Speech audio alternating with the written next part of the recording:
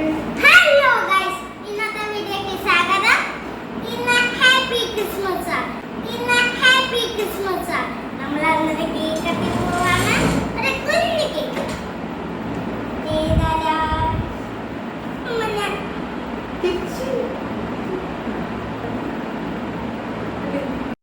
ഒരുപാട് സന്തോഷത്തോടു കൂടി നമ്മുടെ ആദ്യത്തെ ക്രിസ്മസ് സെലിബ്രേഷനാണ് കേട്ടോ പുതിയ വീട്ടിലാണ്. അതുപോലെ തന്നെ പുതിയ വീട്ടിലെ ആദ്യത്തെ വ്ലോഗ്. അങ്ങനെ ഞങ്ങളുടെ ഒരു ഷിഫ്റ്റിംഗ് ടൈമിലാണ് ഈ ഒരു ക്രിസ്മസ് സെലിബ്രേഷനും കൂടെ. അതുകൊണ്ട് തന്നെ അധികം ആർഭാടങ്ങളൊന്നുമില്ല. ഞാനും മോളും പിന്നെ ഒരു കേക്ക് കട്ടിങ്. അപ്പോൾ നമ്മുടെ ബാക്കിൽ നമ്മൾ കേർട്ടൻസ് ഒന്നും ഇട്ടിട്ടില്ല. ഇനിയിപ്പോൾ പതുക്കെ ഓരോന്ന് സെറ്റ് ചെയ്യുന്നുണ്ട്. നമ്മുടെ വീട് വെക്കൽ, പാല് കാച്ചൽ, ഇത്രയും സംഭവങ്ങളെ ശരിക്കും കഴിഞ്ഞിട്ടുള്ളൂ.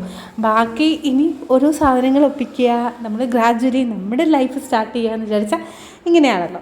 ഇതൊരു സാറ്റർഡേ വ്ലോഗാണ്. അപ്പം സാറ്റർഡേ രാവിലെ അപ്പം മുകളിൽ ഷീറ്റൊക്കെ ഇട്ട് കഴിഞ്ഞപ്പം വീടിൻ്റെ ഭംഗി കുറച്ചൊന്ന് കുറഞ്ഞിട്ടുണ്ട്. പക്ഷേ നമുക്ക് വർക്ക് ഏരിയ ഒന്നുമില്ല. അപ്പം മുകളിൽ ഷീറ്റിട്ട് നമ്മുടെ വർക്ക് ഏരിയ ആയിട്ട് യൂസ് ചെയ്യാമെന്ന് വിചാരിച്ചു. 810 സ്ക്വയർ ഫീറ്റിൻ്റെ ഒരു വീടാണിത്. അപ്പം നമ്മുടെ first day in my life. അപ്പോൾ രാവിലെ എണീച്ച് ഞാൻ ഇന്ന് വ്ലോഗ് ചെയ്യണമല്ലോ, അപ്പോൾ കുറച്ചും കൂടി ഒരു ടൈം കൺസ്യൂമിങ് ആയതുകൊണ്ട് രാത്രിയെല്ലാം ഞാൻ ഒതുക്കിയിട്ടിരുന്നു കേട്ടോ. ശരിക്കും ഷിഫ്റ്റിംഗ് കഴിഞ്ഞ സമയത്ത് ഇതൊന്നും അല്ലായിരുന്നു കോലം. അപ്പം ഇവിടുത്തെ വാഷ് ബേസിനും കാര്യങ്ങളാണ്. ഇനി അടുത്തത് നമ്മുടെ ക്രിസ്മസിൻ്റെ ആ ഒരു ഡെക്കറേഷനാണ് കേട്ടോ. ഒന്നുമില്ല, ഒരു ചെറിയ പുൽക്കൂട്, പിന്നെ അതിനേക്കാളും കുഞ്ഞൊരു ട്രീയും. ഇത് രണ്ടുമാണ്. പുൽക്കൂട് കുറേ വർഷത്തിന് മുമ്പ് മേടിച്ച് വെച്ചതാണ്. അപ്പോൾ നമ്മളെല്ലാ ക്രിസ്മസ് ആകുമ്പോഴും ഇങ്ങനെ ഒന്ന് സെറ്റ് ചെയ്യണമല്ലോ. ഡെക്കറേഷൻ കുറേ ഐറ്റം ചേച്ചി തന്നു. ഈ ട്രീയും ചേച്ചിയാണ് തന്നത്. ബാക്കി കുറച്ചും കൂടെ ഡെക്കറേഷൻ ഐറ്റംസൊക്കെ ഞാൻ മേടിച്ചു. പിന്നെ ലൈറ്റിംഗ് ഒക്കെ ഓൾറെഡി ഇവിടെ ഉണ്ട്. അപ്പം ബാക്കിയൊന്നും മേടിക്കേണ്ടി വന്നില്ല. അപ്പം ഇതാണ് ഞങ്ങളുടെ ക്രിസ്മസ് സെലിബ്രേഷൻ. പിന്നെ മുകളിലൊരു സ്റ്റാറും കൂടെ ഇട്ടിട്ടുണ്ടായിരുന്നു കേട്ടോ. അപ്പോൾ സാത്തി 8 മണിയായിട്ടും ആൾ എണീച്ചിട്ടില്ല. പണ്ട് ഓർമ്മയുണ്ടോ എന്നല്ല, 6 മണിയാകുമ്പോൾ ആൾ എണീക്കണയാണ്. അപ്പം വലുതാവും തോറും നമ്മുടെ ഉറക്കത്തിൻ്റെ ഒരു നീളം ഇങ്ങനെ കൂടിക്കൂടി വരുവാണ്. അപ്പോൾ ഫസ്റ്റ് തന്നെ നമുക്ക് ഒന്ന് പല്ല് തേച്ച് ഒന്ന് ഫ്രഷ് ആവാം കേട്ടോ. ഇത് എനിക്ക് ഈ വീട്ടിൽ ശരിക്കും ഏറ്റവും ഇഷ്ടമുള്ള ഒരു ഏരിയ ആണ് ഈ വാഷ് ബേസിൻ ഏരിയ. ഭയങ്കര ഒരു ക്ലാസ് ലുക്കാണ് കേട്ടോ. ആദ്യമേ ഇത് ശരിക്കും നമ്മൾ ഫ്രണ്ട് ഹാളിൻ്റെ ഓപ്പോസിറ്റായിട്ട് വരും. ഡൈനിങ് ഹാളിൻ്റെ മിഡായിട്ട് വരത്തില്ല, കുറച്ചും കൂടെ ഇങ്ങോട്ടായിട്ട് വരും. അപ്പോൾ ആദ്യമൊക്കെ വീട്ടിലൊക്കെ അച്ഛന് ഭയങ്കര എതിർപ്പായിരുന്നു ഇങ്ങനെ വാഷ് ബേസിൻ വെക്കരുതെന്ന് പറഞ്ഞിട്ട്. പക്ഷേ ഇത് സെറ്റ് ചെയ്തപ്പം ഭയങ്കര ഭംഗിയുണ്ട്. പിന്നെ സ്റ്റെയറിൻ്റെ അടിയിൽ നമുക്ക് സ്ഥലമുണ്ടല്ലോ ഓൾറെഡി. അപ്പോൾ ഇതിന് വേണ്ടി പ്രത്യേകം സ്പേസ് ഒന്നും നമ്മൾ ഒക്കുപ്പൈ ചെയ്യുന്നതുമില്ല. അപ്പം നമ്മൾ എപ്പോഴും കുഞ്ഞു വീട് വെക്കാൻ നേരം ഏറ്റവും വലിയ കാര്യമെന്ന് വിചാരിച്ചാൽ ഉള്ള സ്പേസിൽ മാക്സിമം യൂട്ടിലൈസ് ചെയ്യുക. ഇങ്ങനത്തെ കാര്യങ്ങളൊക്കെ അങ്ങ് ചെയ്യാം. അപ്പോൾ രാവിലെ തന്നെ മോട്ടറൊക്കെ അടിക്കുക. അപ്പം വെള്ളമൊക്കെ തീർന്നു പോയി കഴിഞ്ഞാൽ പിന്നെ പ്രശ്നമാണല്ലോ. ഇപ്പം ഒറ്റയ്ക്കായതുകൊണ്ട് ഫുള്ള് ഉത്തരവാദിത്തമാണ് കേട്ടോ. അപ്പം നേരത്തേന്ന് വിചാരിച്ചാൽ നമുക്ക് അവിടെ ഉണ്ടല്ലോ ഇവിടെ ഉണ്ടല്ലോ എന്നുള്ളത്. ഇപ്പം നമ്മൾ തന്നെ എല്ലാ കാര്യങ്ങളും സെറ്റ് ചെയ്യണം. എന്തായാലും രാവിലെ ഒന്ന് ഫ്രഷായിട്ട് തന്നെ സ്റ്റാർട്ട് ചെയ്യാമെന്ന് വിചാരിച്ചു. എൻ്റെ മുടി ഒരുപാട് കൊഴിഞ്ഞു പോയി കേട്ടോ. ഒന്ന് തൈറോയിഡിൻ്റെ, രണ്ടാമത് നല്ല രീതിയിൽ ഡാൻഡ്രഫ് ഉണ്ട്. അപ്പോൾ ഡാൻഡ്രഫ് എന്ന് പറയുമ്പോൾ നമ്മൾ സാധാരണ ഡാൻഡ്രഫ് അല്ല, ഒരുമാതിരി ഫംഗൽ ഇൻഫെക്ഷൻ കിടക്ക് വന്നു. അന്നേരം ഞാൻ ഡോക്ടറിനെ കൊണ്ട് കാണിച്ചപ്പോൾ പറഞ്ഞ് ടെൻഷൻ കുറച്ചൊന്ന് കുറയ്ക്കണം. ടെൻഷൻസ് ഉണ്ടെങ്കിലും നമ്മുടെ ഇതിനകത്ത് ഭയങ്കര ഡാൻഡ്രഫ് നല്ല രീതിയിൽ വന്നിട്ട് മുടി കൊഴിയും. എന്നാലും എൻ്റെ മുടി കൊഴിച്ചിൽ നിന്നൊന്നും ഇപ്പം ഫോക്കസ് ചെയ്യാൻ വേണ്ടി ഒരു സമയമൊന്നുമില്ല കേട്ടോ. എന്തായാലും രാവിലെ ഒന്ന് ശരിയായിട്ട് നമ്മുടെ കിച്ചണിലേക്ക് പോകാം. ഇത് നമ്മുടെ മോംസ് കിച്ചൺ. ഇത് ഞാൻ ഫ്ലിപ്കാർട്ടിൽ നിന്ന് മേടിച്ചതാണ് കേട്ടോ. എനിക്ക് തോന്നുന്നു മിക്ക അടുക്കള സാധനങ്ങളും എല്ലാം ഫ്ലിപ്കാർട്ടിലേ ശരണം. കുറേ കാര്യങ്ങളൊക്കെ മേടിച്ചിട്ടുണ്ട്. ഒന്ന് ഈ ബോർഡ്, പിന്നെ നമ്മൾ വുഡിൻ്റെ സ്പൂണില്ലേ, ആദ്യത്തെ പ്രാവശ്യമൊന്നും എനിക്ക് സ്പൂണില്ലായിരുന്നു. പിന്നെ വീട്ടിൽ നിന്ന് അമ്മ കുറേ സ്പൂണും കാര്യങ്ങളൊക്കെ അവിടെ ഓൾറെഡി ഉണ്ടായിരുന്നു, അതെല്ലാം എടുത്തുകൊണ്ട് വന്നു. അപ്പോൾ അതിന് മുമ്പേ നമുക്ക് വേണമായിരുന്നല്ലോ. അങ്ങനെ ഞാൻ കുറേ വുഡ് സ്പൂണും അങ്ങനത്തെ കാര്യങ്ങളൊക്കെ വെച്ചിട്ടുണ്ട്. ഇതെൻ്റെ പാവക്കുട്ടികൾ, ഇത് നിങ്ങൾ കണ്ടു കാണും. അവിടുത്തെ ഞാൻ റൂമിലിങ്ങനെ തൂക്കിയിട്ടുണ്ടായിരുന്നു. ഇതാണ് നമ്മുടെ അടുക്കള സെറ്റപ്പ്. അടുക്കള സെറ്റപ്പും എനിക്ക് ഭയങ്കര ഇഷ്ടമാണ് കേട്ടോ. ഈ ഒരു വിൻഡോസ്, പിന്നെ ഇവിടെ കേർട്ടൻസോ കാര്യങ്ങളോ ഒന്നുമില്ല. അടുക്കളയിൽ പൊതുവേ അങ്ങനെ ഇടാറില്ലല്ലോ. ഈ സംഭവമൊക്കെ നമ്മുടെ ഇവിടെ അടുത്തൊരു പള്ളിയുണ്ട്, പുലിച്ചിറ പള്ളിയിൽ പെരുന്നാളിന് മേടിച്ചാണ് ഈ ഒരു ഗ്രീൻ സംഭവം. പിന്നെ നടുക്ക് നമ്മുടെ ഒരു വൈൻ ഗ്ലാസും കൂടെ സെറ്റ് ചെയ്ത്. ഇത്രയും ചെറിയ അടുക്കളയാണ്, പക്ഷെ നമുക്ക് ഇപ്പോൾ ചെറുതാണെങ്കിലും വലുതാണെങ്കിലും നമ്മൾ നന്നായി ക്ലീൻ ചെയ്ത് വെക്കാം. ഇത് ഇന്നലെ പാതിരാത്രി 12 മണിയായപ്പം നമ്മുടെ സാത്തിക്കുട്ടിക്ക് മാങ്ങ ഉപ്പിലിട്ടത് വേണമെന്ന് പറഞ്ഞു. അങ്ങനെ ഞാൻ ഉപ്പിലിട്ട മാങ്ങ ഉണ്ടാക്കി വെച്ചിട്ടുണ്ട്. അങ്ങനെ ഞങ്ങൾ രണ്ടും കൂടെ കേട്ടോ ഇപ്പം മാർക്കറ്റിലൊക്കെ പോകുന്നത്. ഇപ്പോൾ ഇവളെ തനിച്ചാക്കി പോകാൻ പറ്റത്തില്ലല്ലോ, ആളെ ഞാൻ തന്നെ കൊണ്ടുപോകും. എല്ലാം എന്താ പറയുക, കുറച്ചും കൂടെ നമ്മളൊന്ന് റെസ്പോൺസിബിൾ ആവും, നമ്മൾ ഇൻഡിപെൻഡൻ്റ് ആയിട്ടൊന്ന് മാറി താമസിപ്പിക്കാൻ നേരം. അന്നേരം നമ്മുടെ അടുക്കളയിൽ മിനി ഓപ്പൺ കിച്ചണാണ്. അവിടെ നിന്ന് നോക്കാൻ നേരം നമുക്ക് ഫ്രണ്ട് പോർഷൻസ് ഫുള്ള് കാണാം. ഇതങ്ങനെ പറഞ്ഞു തന്നെ ചേച്ചി കേട്ടോ. അല്ലെങ്കിൽ സാത്തിക്കുട്ടി എവിടെ ഇപ്പം മുറ്റത്തിരുന്ന് കളിക്കുവാണെങ്കിൽ പോലും ഡോർ തുറന്നിട്ടാൽ എനിക്ക് മുറ്റം വരെ കാണാം. അതുപോലെ ഫ്രണ്ട് ആരെങ്കിലും വന്ന്, ഇപ്പം നമ്മൾ തന്നെയല്ലേ താമസിക്കുന്നത്, അന്നേരം ആരെങ്കിലും ഗസ്റ്റ് വരുവാണെങ്കിൽ അവർക്ക് ചായ എടുക്കുവാണെങ്കിൽ നമ്മൾ ഇല്ല ഒറ്റപ്പെട്ട് പോകത്തില്ല എന്ന് പറയത്തില്ല. അതാണല്ലോ ഈ ഓപ്പൺ കിച്ചണിൻ്റെ ഒരു ഇതാണ്. നമ്മൾ ഒറ്റപ്പെട്ട് പോകാതെ നമ്മൾ കുറച്ചും കൂടെ നന്നായിരിക്കും. പിന്നെ ഡിസഡ്വാൻറ്റേജ് ഉണ്ട് കേട്ടോ. എന്ന് വെച്ചാൽ നമ്മളെപ്പോഴും വൃത്തിയാക്കിയിട്ടില്ലെങ്കിൽ 8ൻ്റെ പണി കിട്ടും. നാട്ടുകാർ വരുമ്പോൾ ഒക്കെ നമ്മുടെ ആ ഒരു വൃത്തികേട്, ആ കിച്ചണൊന്നും ക്ലീൻ ആക്കി ഇരിക്കുന്നില്ലെങ്കിൽ അത് ഭയങ്കര ഹൈലൈറ്റായിട്ട് തന്നെ കാണിക്കും. അപ്പോൾ രാവിലെ ഒരു കട്ടൻ ചായയൊക്കെ കുടിച്ചു കഴിഞ്ഞാൽ എൻ്റെ ബാറ്ററി ഒന്ന് ഓൺ ആവത്തുള്ളൂ. എന്തായാലും തലേ ദിവസം തന്നെ ഞാൻ ഫുള്ള് സാമ്പാർ ഇവിടെ വന്നപ്പം ഇപ്പം അവളുടെ ഫേവറേറ്റ് ഫുഡ് എന്ന് വെച്ചാൽ ഇഡലി, സാമ്പാർ, ദോശ ഇപ്പോൾ വലിയ പിടുത്തമില്ല. അന്നേരം സാമ്പാറിൻ്റെ ഈ പരിപ്പെല്ലാം ഞാൻ ഇന്നലെ കഴുകി എല്ലാം ഫ്രിഡ്ജിൽ വെച്ചിരുന്നു. വെജിറ്റബിൾസ് എല്ലാം അരിഞ്ഞ് വെച്ചിരുന്നു. ശരിക്കും അങ്ങനെ ചെയ്യുമ്പോൾ തന്നെ നമ്മുടെ ഒരുപാട് സമയം നമുക്ക് സേവ് ചെയ്യാൻ പറ്റും കേട്ടോ. ഇതെപ്പോഴാണ് ചെയ്യേണ്ടതെന്ന് വെച്ചാൽ ഇപ്പോൾ നമ്മൾ ടി വി കാണുന്ന സമയത്ത്, അല്ലെങ്കിൽ നമ്മൾ എന്തെങ്കിലും ഒരു എൻ്റർടൈൻമെൻറ്റ് ചെയ്യുന്ന സമയത്ത്, ഇങ്ങനെ എന്തെങ്കിലും മിക്കവാറും കുറേ നേരമൊക്കെ നമ്മൾ ടി വി കാണും, പിള്ളേരെ പഠിപ്പിക്കും, ആ ഒരു സമയത്തൊക്കെ ഇങ്ങനെ അരിഞ്ഞ് എല്ലാം നമ്മൾ സ്റ്റോക്ക് ചെയ്യുകയാണെങ്കിൽ നമുക്ക് രാവിലെ കുറേ ടൈം സേവ് ചെയ്യും. എന്നെ സംബന്ധിച്ച് എനിക്ക് കുക്കിങ്ങിന് ഒരുപാട് സമയം എടുക്കുന്നത്. അപ്പോൾ ഞാൻ ഇങ്ങനെ ആലോചിച്ചുകൊണ്ട് ഇത് എങ്ങനെ കുറയ്ക്കാം പറയുമ്പോൾ 2 പേരാണെങ്കിൽ പോലും, സാത്തിക്കുട്ടി ആണെങ്കിലും ഞാനാണെങ്കിലും കുറച്ച് നന്നായിട്ട് ഞങ്ങൾ കഴിക്കുന്ന ആൾക്കാരാണ്. അപ്പോൾ അവൾക്ക് ഇഷ്ടമുള്ള സാധനങ്ങളുണ്ടെങ്കിൽ ഉണ്ടാക്കി കൊടുത്തു കഴിഞ്ഞാൽ അവൾ 4 നേരം വേണമെങ്കിൽ അവൾ നല്ല കയറി ഇറങ്ങി സ്വസ്ഥമായിട്ട് കഴിക്കും. അവൾ ടച്ച് ഫുഡ് കേട്ടോ. അപ്പോൾ എല്ലാവരും പറയും നീ ഇങ്ങനെ കൊച്ചു കഴിക്കുന്നെന്ന് പറഞ്ഞ് എല്ലാവരോടും പറയരുതെന്ന് പറയും. എങ്കിലും അവൾക്ക് ഏറ്റവും ഇഷ്ടപ്പെട്ട ഇപ്പോൾ സാമ്പാറാണ്. അപ്പോൾ ഞാൻ സാമ്പാറൊക്കെ ഒരു 2-3 ദിവസത്തേക്ക് ആക്കി വെക്കും. അന്നേരം ജസ്റ്റ് ചൂടാക്കി കൊടുത്താൽ മതിയല്ലോ. പിന്നെ ഡെയിലി ഉണ്ടാക്കുകയാണെങ്കിൽ നമ്മുടെ ഒത്തിരി സമയം പോകും. ഇനി ഉള്ളിയൊക്കെ ഒന്ന് സെറ്റ് ചെയ്യണമായിരുന്നു. ഉള്ളി ഞാൻ ആദ്യമേ ഒരു ചെറിയൊരു പാത്രത്തിനകത്തായിരുന്നു ഇട്ട് വെച്ചിരുന്നത്. പക്ഷെ അന്നേരം ഇപ്പം എല്ലാം അവിഞ്ഞു പോയി. പിന്നെ ഉള്ളിയൊക്കെ ഇങ്ങനെ കട്ട് ചെയ്യാൻ വേണ്ടി എടുക്കുമ്പോഴാണ് നമ്മൾ കാണുന്നത് അതെല്ലാം ചീത്തയായിരുന്നു. അപ്പോൾ എല്ലാം മുറത്തിനകത്ത് നിരത്തി വെച്ച് കുറച്ച് വെയിലൊക്കെ തട്ടുന്ന രീതിയിൽ വെക്കുവാണെങ്കിൽ എനിക്ക് തോന്നുന്നു അതെപ്പോഴും ഫ്രഷ് ആയിട്ടിരിക്കും. അപ്പോൾ നിങ്ങളുടെ കയ്യിൽ ടിപ്പൊക്കെ ഉണ്ടെങ്കിൽ പറഞ്ഞു തരണം കേട്ടോ. ഞാനിപ്പോൾ വേഗത്തിൽ പണി തീരാൻ വേണ്ടി ചെയ്യുന്നതെന്ന് വെച്ചാൽ നമ്മുടെ ചെറിയ ഉള്ളികൾ, ഇഞ്ചി, അതുപോലെ തന്നെ വെളുത്തുള്ളി, ഇതൊക്കെ അങ്ങ് അരിഞ്ഞ് നേരത്തെ വെച്ചേക്കും. എല്ലാം ഒരു ബോക്സിനകത്താക്കി ഫ്രിഡ്ജിനകത്ത് വെച്ചേക്കും. അപ്പോൾ സമയമാകുമ്പോൾ ഇതൊക്കെ അങ്ങ് നമുക്ക് എടുത്താൽ മതിയല്ലോ. എന്തായാലും ഫസ്റ്റ് നമ്മുടെ വീഡിയോ ഷൂട്ട് ചെയ്യുന്നതുകൊണ്ട് ഇത് എവിടെ വെക്കണമെന്ന് ഒരു പിടിയില്ല. അടുപ്പിൻ്റെ കീഴിലോട്ട് വെക്കാൻ പറ്റത്തില്ലല്ലോ. അന്നേരം നമ്മുടെ സാമ്പാറിനുള്ള പരിവാണ്. അപ്പം എൻ്റെ റെസിപ്പിയാണ് കേട്ടോ. സാമ്പാർ പൗഡറൊന്നും യൂസ് ചെയ്യാറില്ല. നമ്മുടെ സാധാരണ വെജിറ്റബിൾസിൻ്റെ കൂടെ മസാലപ്പൊടിയും കൂടെ ഇട്ട് അതൊന്ന് വഴറ്റി പിന്നെ നമ്മൾ പരിപ്പുമായിട്ട് മിക്സ് ചെയ്തിട്ട് ഒറ്റയടിക്കാണ് ഞാൻ സാമ്പാർ ഉണ്ടാക്കുന്നത്.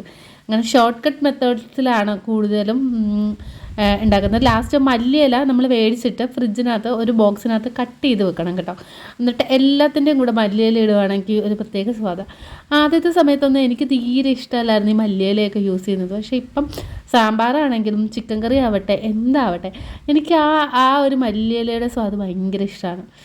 ഇനി നമ്മുടെ സാമ്പാർ അവിടെ റെഡി ആകുമ്പം ദോശ ചൂടാൻ വേണ്ടി അധികം സമയം, അല്ലെങ്കിൽ ഇഡലി ഉണ്ടാക്കാൻ വേണ്ടി അധികം സമയം വേണ്ട. അപ്പം നമുക്ക് റിലാക്സ് ചെയ്ത് കട്ടൻ ചായ കുടിക്കാം.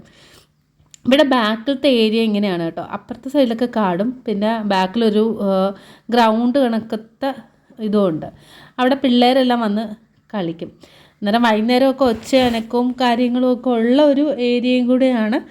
പക്ഷേ നമുക്ക് ഒരുപാട് ഭയങ്കര പീസ്ഫുള്ളായിട്ടുള്ള ഒരു ഏരിയ ആണ്. ഞാനിപ്പോൾ ജോയിൻറ്റ് ഫാമിലിയിൽ നിന്ന് ഇപ്പം ന്യൂക്ലിയർ ഫാമിലിയിലോട്ട് മാറിയപ്പോൾ ഉള്ള പ്രശ്നമെന്ന് വിചാരിച്ചാൽ, പ്രശ്നമല്ല പോസിറ്റീവ് സൈഡെന്ന് വിചാരിച്ചാൽ, രാവിലെ അവിടെ ആണെങ്കിൽ എല്ലാവരും എണീച്ച് ഒരു ബഹളമൊക്കെ ആയിരിക്കുമല്ലോ എന്തായാലും ശബ്ദമൊക്കെ. ഇവിടെ ആണെങ്കിൽ സാത്തിക്കുട്ടി പോയ പിന്നെ എനിക്ക് സ്വസ്ഥമായിട്ട് കിടന്ന് ഉറങ്ങാം.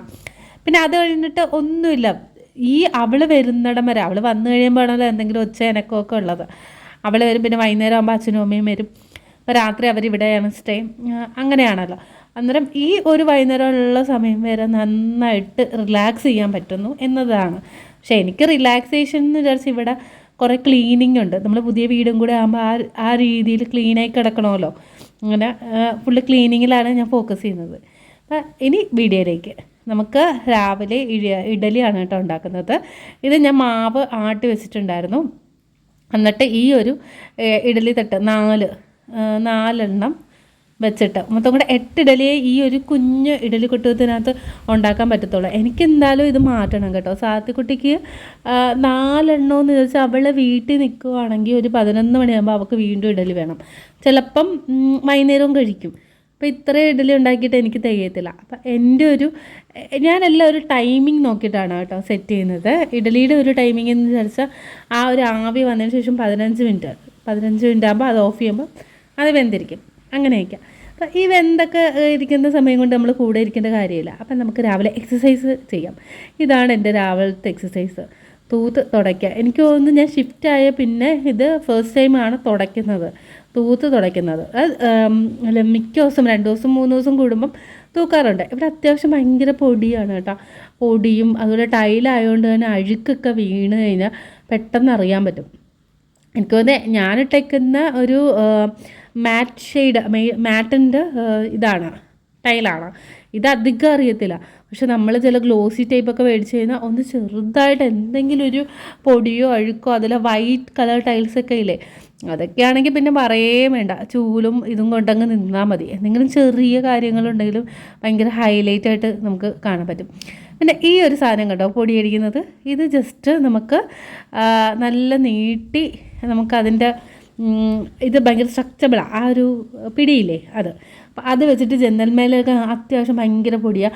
ഇവിടെ നല്ല കാറ്റുമാണ് കേട്ടോ. ഇവിടെ മഴയൊന്നും ഇല്ല, അത്യാവശ്യം കാറ്റും പൊടിയും ഒക്കെ ആയതുകൊണ്ട് തന്നെ ജനലിൻ്റെ അവിടെയൊക്കെ ക്ലീൻ ചെയ്യാം. മിക്കവാറും ഞങ്ങളുടെ കട്ടിലൊക്കെ ഈ ജനലിൻ്റെ അടുത്തോട്ടായതുകൊണ്ട് നമ്മുടെ ജനൽ ക്ലീൻ അല്ലെങ്കിൽ എനിക്ക് ഭയങ്കര ഡസ്റ്റ് അലർജിയാണ്.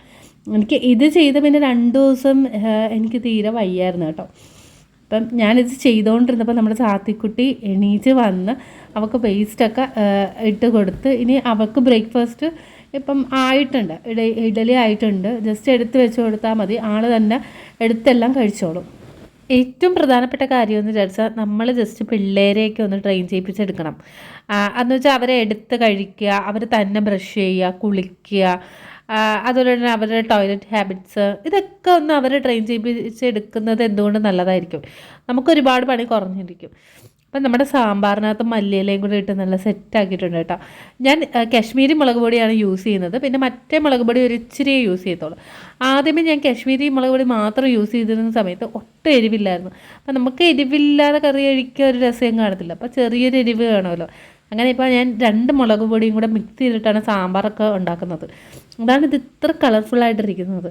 ഇനി അടുത്ത ദിവസം നമുക്കൊരു 11 മണിയായപ്പോൾ നമ്മുടെ സാത്തുക്കുഞ്ഞിന് വിശക്കുന്നത്. അപ്പോഴത്തേക്ക് പോപ്കോൺ ഉണ്ടാക്കാമെന്ന് വിചാരിച്ചു. അപ്പം ഞാൻ ബാർലി ഫ്രീയിലൊക്കെ പോകാൻ നേരം പോപ്കോൺ ഇല്ലേ, 10 രൂപയുടെ പാക്കറ്റ്, 35 രൂപയുടെ പാക്കറ്റ് വരെ ഉണ്ട് കേട്ടോ. അപ്പോൾ 10 രൂപയുടെ പാക്കറ്റിൻ്റെ ഒരു പോപ്കോൺ എടുത്ത് വേണ്ട ഈ ഒരു നോൺ സ്റ്റിക്ക് പാനിനകത്ത് വെക്കുകയാണെങ്കിൽ കുറച്ചുകൂടെ നന്നായിരിക്കും. അവിടെ വെച്ച് ഇപ്പം ഇവിടെ വെച്ചിട്ട് എൻ്റെ കയ്യിൽ ഫ്രൈ പാൻ മാത്രമേ ഉള്ളൂ. അതിനകത്ത് കവർ ചെയ്യാൻ പറ്റിയ സാധനങ്ങളൊന്നുമില്ല. അങ്ങനെ ഞാൻ അലൂമിനിയം ചട്ടിയിൽ തന്നെ എല്ലാം വെച്ചു. ആണോ, ഇത് കുറച്ചൊരു പൊട്ടുന്ന ശബ്ദം കേൾക്കും. അത് കഴിഞ്ഞിട്ടൊരു ലോ ഫ്ലെയിമിലിട്ട് നമ്മൾ കുറച്ചുകൂടെ കഴിയുമ്പം അത് സെറ്റായി. ഇനി അടുത്തത് നമ്മുടെ ഉച്ചത്തെ ഭക്ഷണമാണ് കേട്ടോ. അപ്പോൾ രാവിലെ സാമ്പാറുണ്ട്. അവൾക്ക് രാവിലത്തെ സാമ്പാർ തന്നെ ഉച്ചയ്ക്കും മതി, അവൾക്ക് വേറൊരൊറ്റ കറികൾ ഇഷ്ടമല്ല. അപ്പോൾ നമ്മൾ കുക്കറിൽ ചോറാക്കുക എന്നുള്ളത് അധികം സമയം എഫേർട്ടോ വേണ്ട. ഞാനിവിടെ സ്ഥിരം അങ്ങനെയാണ് കേട്ടോ. അങ്ങനെ കുക്കറിൻ്റെ ഏറ്റവും വലിയ പ്രശ്നമെന്ന് വെച്ചാൽ അത് ഒട്ടുന്നതാണെന്ന് പറയും. ഇങ്ങനെ ഭയങ്കര ഒട്ടൽ പശയൊക്കെ കണക്ക് ഇരിക്കുമെന്ന്. അത് ശരിക്കും നല്ലോണം വെള്ളം ഒഴിക്കണം. നല്ല മീതെ വരെ വെള്ളം ഒഴിച്ചിട്ട് നമ്മൾ ഒരു 2 വിസിൽ, ഞാൻ ഹൈ ഫ്ലെയിമിൽ 2 വിസിലാണ് ഞാൻ ചെയ്യുക. അത് കഴിഞ്ഞിട്ട് മൊത്തം പിന്നെ ഇത് ആവി വരുന്ന വരെ കാത്തിരിക്കണ്ട. പിന്നെ അന്ന് കുറച്ച് നെത്തോലി ആട്ടോ കിട്ടിയത്. അപ്പോൾ നെത്തോലി ഞാൻ ജസ്റ്റ് ഫ്രൈ ചെയ്തു.